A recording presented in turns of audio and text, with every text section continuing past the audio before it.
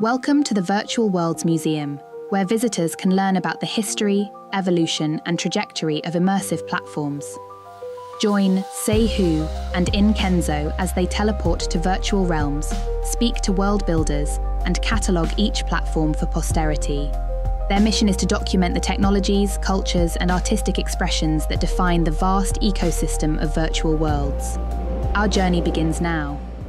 Teleportal to the VR and apps exhibit in Horizon Worlds is successful. Thank you, SEHU. Let's explore Worlds and its featured platforms. Let's visit Second Life, interview Tom Boellstorff, and learn why Second Life is so long-lasting. Let's Teleportal.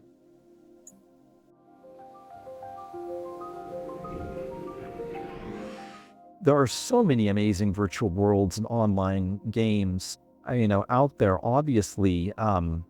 And so, for me, Second Life has always been one of the most interesting ones to study because it's very open-ended. It's really interesting to see what people do in a virtual world that is not, constrained by the rules that you get, like in more game-oriented virtual worlds, right? If you're in a Star Wars kind of oriented virtual world, you can't be a hobbit, right? Like there's some thematic kind of control with that. So it's been really amazing to see what people do in these kinds of open-ended virtual worlds like Second Life. And from the very early days in Second Life, the incredible generosity of people to teach each other, how to do things in the world has always been a remarkable thing for me to see. If you know what the Library Tower of Primitives is, you probably know, and you can still see it. It was a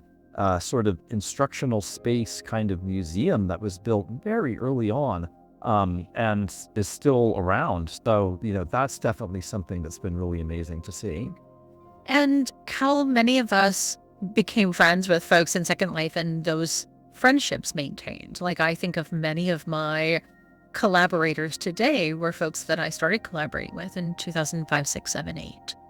Interesting twist on that with virtual worlds is that you can even have spaces that are, like nonprofit commons, like that auditorium, means so much to me. Like when I go there or whatever, because I have memories of that virtual space, right? So it's not only, friends that we have, over the years that we might have through a LinkedIn connection or whatever, but someone's home or, or their office or a favorite beach that you can go to or whatever. It's interesting how you can have those, shared associations with a space, because, some Second Life islands go away or things get, sold or changed, but a lot of things, there are areas in Second Life that have not changed in years, and you can sort of return to those and have that side of it as well. So I guess I am most curious about what inspires you after 20 years of being in the space.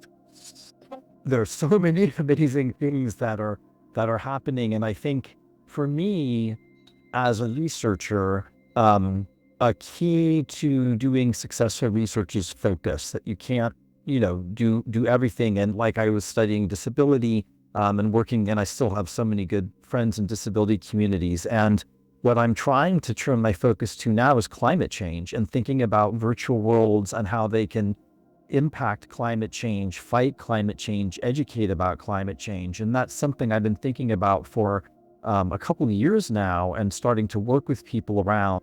One challenge around virtual worlds is that search and history are a challenge compared to the internet in general, where you can just Google something, or nowadays have ChatGPT look something up. If it's a place and that place has changed or the landmark has changed, members of the community are no longer active, it can be very easy to lose history in virtual worlds, I found, compared to the internet more generally, especially around websites. And so preserving these histories is really important, because to be innovative, we need to know what's been done before. That's how we're able to truly create something new, is by building on what's been done before. How we create those archives in a way that's searchable is going to be the conversation for the next interview we do here in Second Life with Avi. Tom, I just want to thank you from all of us at the Virtual Worlds Museum. This is Kenzo, and I want to thank you for your leadership in history, ethnography, and in creating space for all of us to reflect on our virtual lives. Thank you for this tour today. Teleporting to their digital home. Virtual worlds unite, exploring dream realms. So in Kenzo, cataloging the scene. Digital landscapes, convening visions. Virtual worlds unite.